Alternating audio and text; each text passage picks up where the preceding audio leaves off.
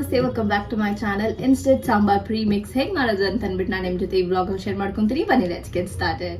So ದಾಲ್ premix ಮಾಡೋದಕ್ಕೆ first ನಾನು ಒಂದು ಕಪ್ ಆಗೋಷ್ಟು ತೂರ್ ದಾಲ್ ಹಾಗೂ 1 ಕಪ್ ಆಗೋಷ್ಟು ಮೈಸೂರು ಬೇಳೆ ತೊಗೊಂಡಿದ್ದೀನಿ. ತೊಗರಿ ಬೇಳೆ, ಮೈಸೂರು ಬೇಳೆ. ನೀವು ಬೇಕಂದರೆ ಮೂಂಗ್ ದಾಲ್ ಏನು ಬರುತ್ತೆ ಹೆಸರು ಬೇಳೆ, ಅದನ್ನ ಕೂಡ ಸೇರಿಸ್ಕೋಬೋದು. ಇಲ್ಲಿ ನಾನು ಕಲರ್ಗೋಸ್ಕರ ಬ್ಯಾಡಗೆ ಮೆಣಸಿನ್ಕಾಯಿ, ಒಂಚೂರು ಖಾರಕ್ಕೋಸ್ಕರ ನಾರ್ಮಲ್ ಮೆಣಸಿನ್ಕಾಯಿ ಹಾಗೂ ಹುಣಸೆಹಣ್ಣು ತೊಗೊಂಡಿದ್ದೀನಿ. ಹುಣಸೆಹಣ್ಣು ಒಂದು ಚಿಕ್ಕ ನಿಂಬೆಹಣ್ಣು ಗಾತ್ರಷ್ಟು ಹುಣಸೆಹಣ್ಣು ಹಾಗೂ ಮನೇಲಿ ಮಾಡಿರುವಂಥ ಸಾಂಬಾರು ಪುಡಿ ತೊಗೊಳ್ತಾ ಇದ್ದೀನಿ ನಾನಿಲ್ಲಿ ಮಸಾಲಕ್ಕೆ. ಒಂಚೂರು ಅರಿಶಿನ ಸೇರಿಸ್ಕೊಳ್ತೀನಿ.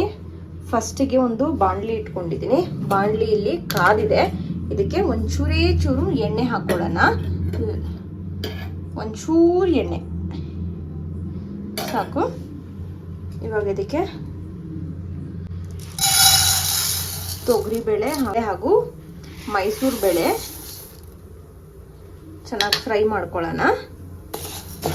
ಇದು ಫ್ಲೇವರ್ ಇದ್ರದ್ದು ಘಮ ಬರೋವರೆಗೂ ಫ್ರೈ ಮಾಡ್ಕೊಂಡ್ರೆ ಸಾಕು. ಕಲರ್ ಏನು ಜಾಸ್ತಿ ಚೇಂಜ್ ಆಗೋ ಥರ ಹುರ್ಕೋಬೇಡಿ.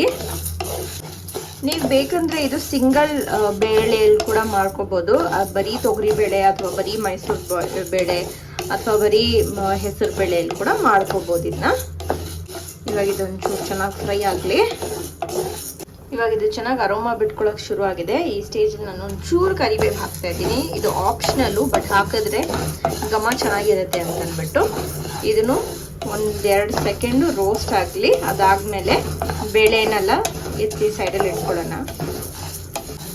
ಸಾಕು, ಇದಾಗಿದೆ. ಇವಾಗ ಇದನ್ನ ಒಂದು ಬೌಲಿಗೆ ಟ್ರಾನ್ಸ್ಫರ್ ಮಾಡ್ಕೊಬಿಡೋಣ. ಇವಾಗ ಇದೊಂಚೂರು ಕೂಲ್ ಡೌನ್ ಆಗಲಿ. ಅಷ್ಟರಲ್ಲಿ ನಾವು ಈ ಕಡಾಯಿಗೆ ಇನ್ನೊಂಚೂರು ಎಣ್ಣೆ ಹಾಕ್ಕೊಂಡು, ನೀವು ನೋಡ್ಬೋದು ನಾನು ಬರೀ ಸ್ವಲ್ಪ ಎಣ್ಣೆ ಹಾಕ್ತಾ ಇದ್ದೀನಿ, ಅರ್ಧ ಸ್ಪೂನ್ ಆಗೋಷ್ಟು ಹಾಕ್ತಾ ಇಲ್ಲ. ಇವಾಗ ಇದಕ್ಕೆ ಮೆಣಸಿನ್ಕಾಯಿ, ಒಣಗಿದ ಮೆಣಸಿನ್ಕಾಯಿ ಹಾಗೂ ಹುಣಸೆಹಣ್ಣು ಚೆನ್ನಾಗಿ ಹುರ್ಕೊಳ್ಳೋಣ. ನೀವು ಬೇಕಂದ್ರೆ ಇವೆಲ್ಲ ಡ್ರೈ ರೋಸ್ಟ್ ಕೂಡ ಮಾಡ್ಕೋಬೋದು, ಬಟ್ ಎಣ್ಣೆ ಹಾಕ್ತಾ ಇದ್ದೀನಿ ನಾನು ಒಂಚೂರು. ಇವಾಗ ಇದು ಚೆನ್ನಾಗಿ ಫ್ರೈ ಆಗಲಿ. ಇಲ್ಲಿ ಮೆಣಸಿನ್ಕಾಯಿ ಎಲ್ಲ ಚೆನ್ನಾಗಿ ಫ್ರೈ ಆಗಿದೆ. ಇವಾಗ ಇದು ಒಂಚೂರು ಆಗಲಿ.